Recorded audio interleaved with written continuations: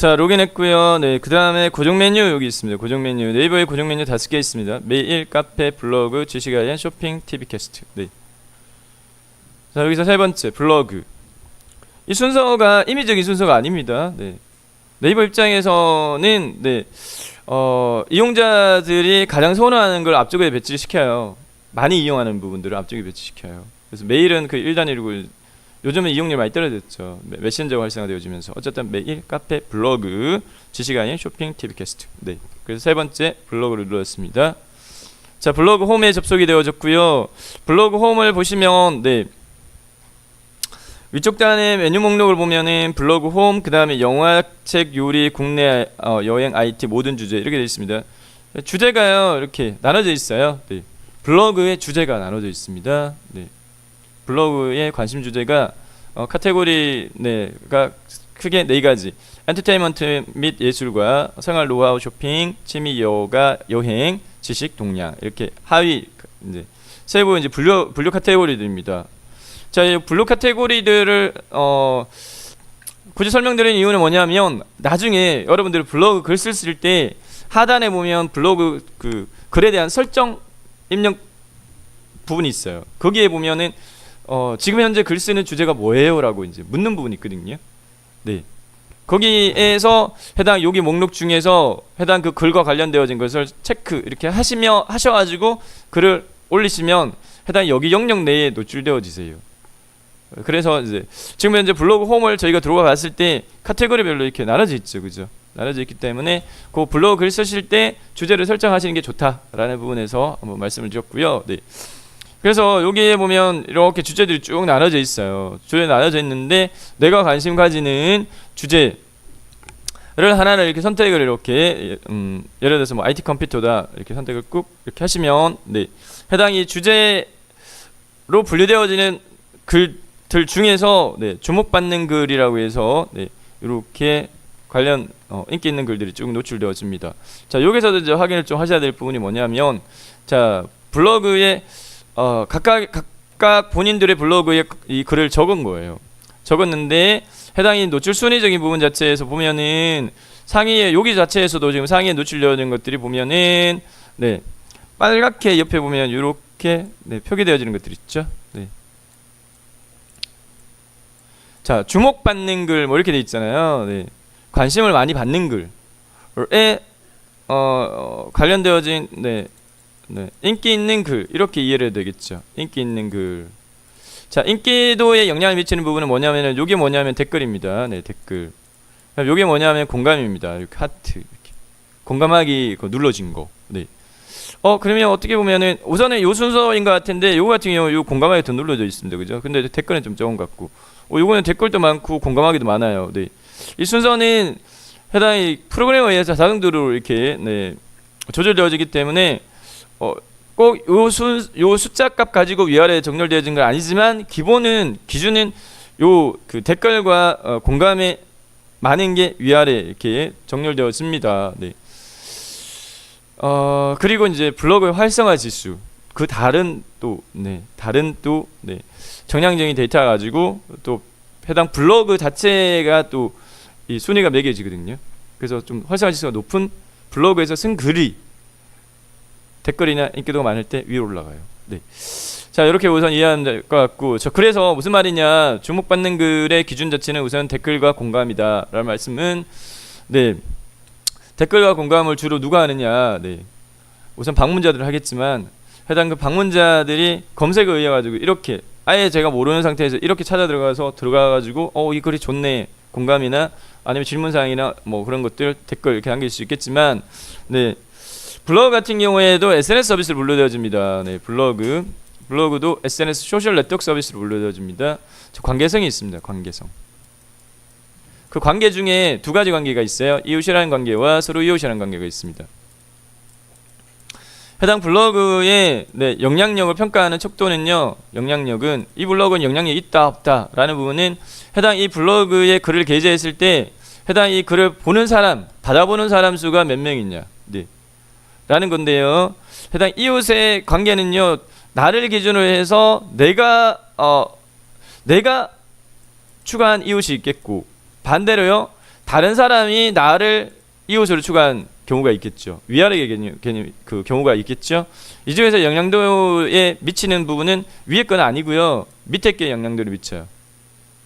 그래서 내가 글을 썼을 때, 내 블로그 글을 썼을 때 나를 이웃으로 추가한 사람들한테는 전달이 돼요. 밑으로는 전달돼요. 근데 위로는 전달이 안 돼요. 위의 관계성은 내가 이웃으로 추가한 사람은 내가 관심을 가지는 사람이기 때문에 그 글을 내가 받아보지만 내가 쓴 글은 전달 안 돼요. 서로 이웃이라는 부분에 대한 관계성은 수평적인 관계성입니다. 그래서 내가 쓴 글이 이웃한테도 전달되고 이웃 쓴 글이 나한테도 전달되어져요. 네. 자, 그러면은 이제 블로그 영향을 높이기 위해서는 서로 이웃을 많이 만들어야겠고, 그 다음에 나를 이웃으로 추가시키는 사람의 수를 많이 확보를 해야 되겠다라는 부분입니다. 네. 우선 이 개념만 이렇게 우선 잡아드렸습니다. 자, 주제적인 측면에서 이렇게 되어 있고요. 네, 그 다음에 다시 위에 부분으로 넘어가겠습니다. 그래서 나중에 여러분들이 관심 있어 하는 주제 있잖아요. 주제에 들어가셔가지고 뭐 주목받는 글이라든지 이러한 부분들에 소개되어진 블로그 글과, 그리고 지금 소개해드리고자 하는 여기 파워블로그 내에도 지금 보면은 주제별로 분류가 되어 있어요. 파워블로그가 이렇게 주제별로 분류가 되어져 있어요. 네, 유사한 주제로 되어 있죠. 문학책, 문화책, 영화, 영화레저 지역, 요게 좀 더 작습니다. 그죠? 위에 거보다 주제가요. 네, 분류 기준 자체가 묶음이요. 문화, 예술, 리뷰 이렇게 해보면 다시 책, 영화, 음악 이렇게 하위 카테고리가 보입니다. 자, 여기서요. 자, 파블로그라는 부분 자체는 경험과 정보의 공유, 열정적 활동, 따뜻한 이웃 맞이로 블로그 제작을 더욱 풍요롭게 해주는 파블로그 소개합니다. 이렇게 되어 있습니다. 2008년도부터요. 선정하기 시작했고요. 연도 이렇게 있죠. 펼치부터 눌러보면은 2007년에 활동했던 대상자 중에 우수한 블로그를 선정해서 2008년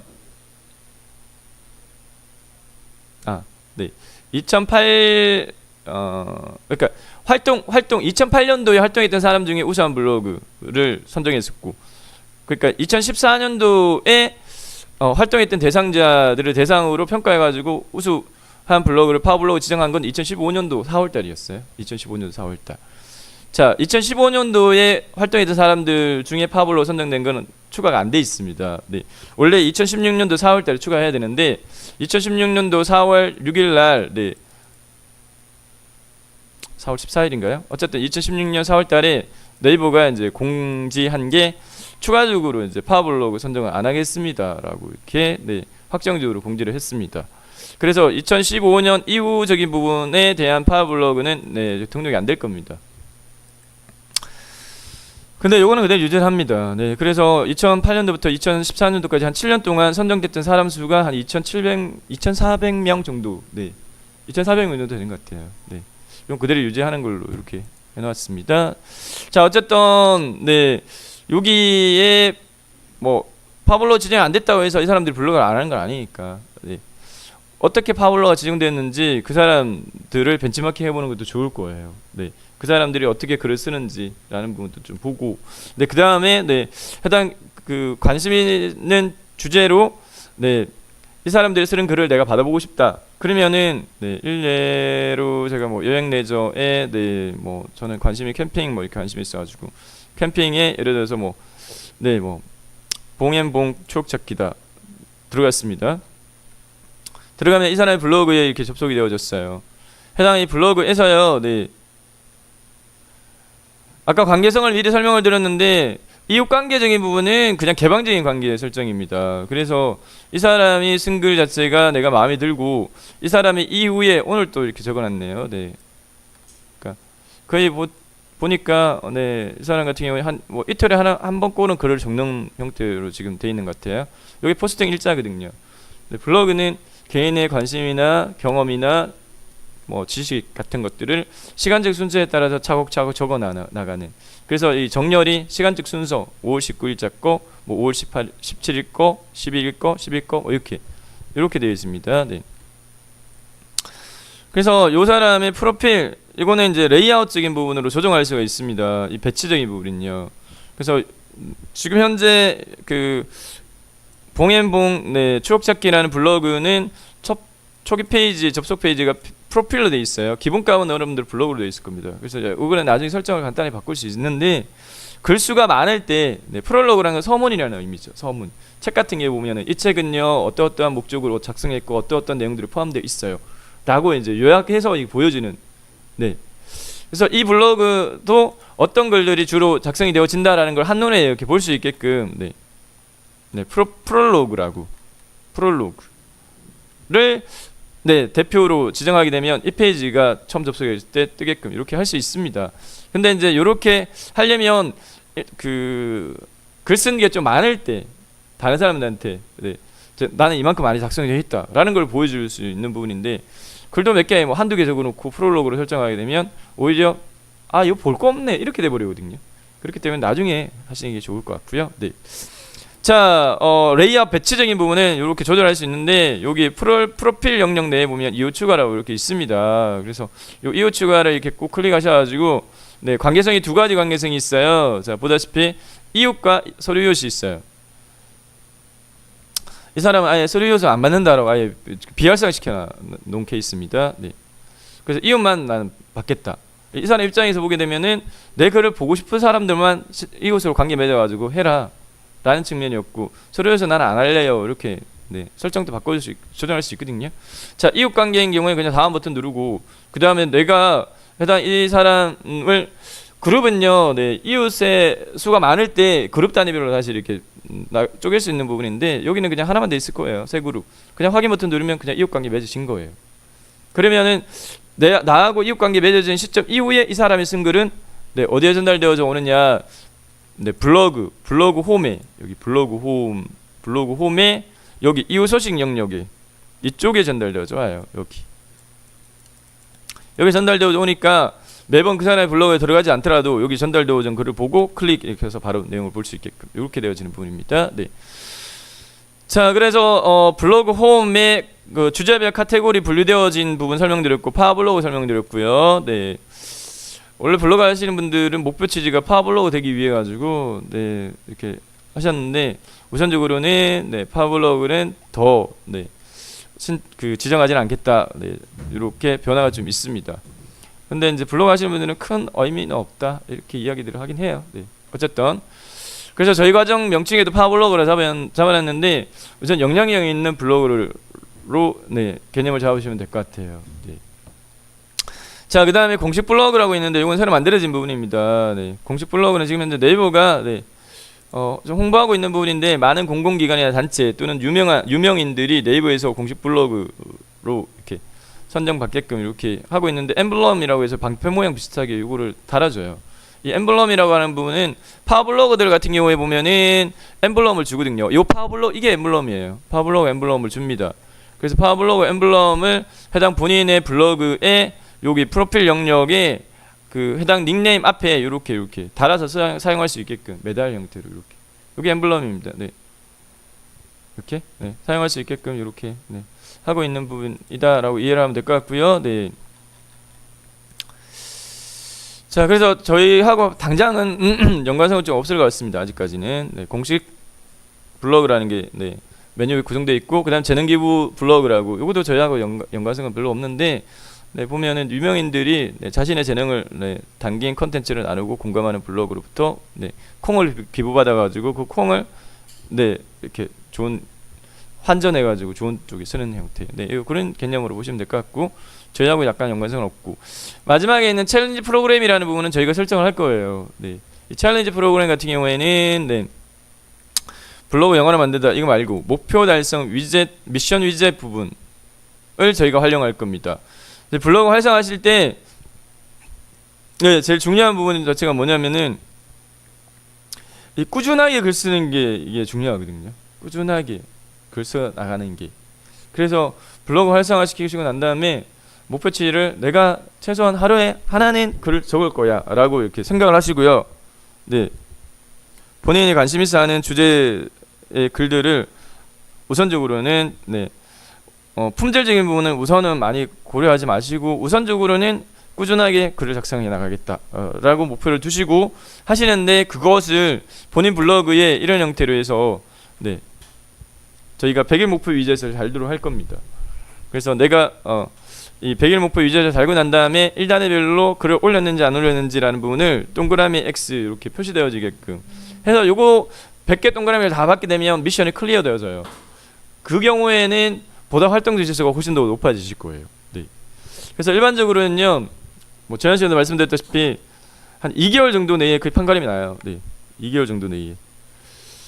네. 그래서 저희 과정 종료되기 전에 본인 블로그를 활성화시켜 나가시는 것을 적극적으로 조금 유도하겠고 그렇게 좀 도와드리도록 하겠습니다. 경험해 보시면 아실 거예요. 경험해 보시면 제가 말씀드린 걸 우선적으로는 개념만 잡으시면 될 것 같고 됐죠? 블로그 홈의 메뉴 구성 설명드렸고요. 그 다음에 뭐 여기 영역이 이웃 관계가 맺어져 있으면 여기에 이웃들이 올린 글들이 쭉 떠요. 이웃들이 올린 글들이 이렇게 쭉 떠요. 자 됐고요. 자 그 다음에 본인 블로그로 들어가 보도록 하겠습니다. 본인 블로그 여기에 내 블로그 있죠. 내 블로그 선택해서 들어가세요.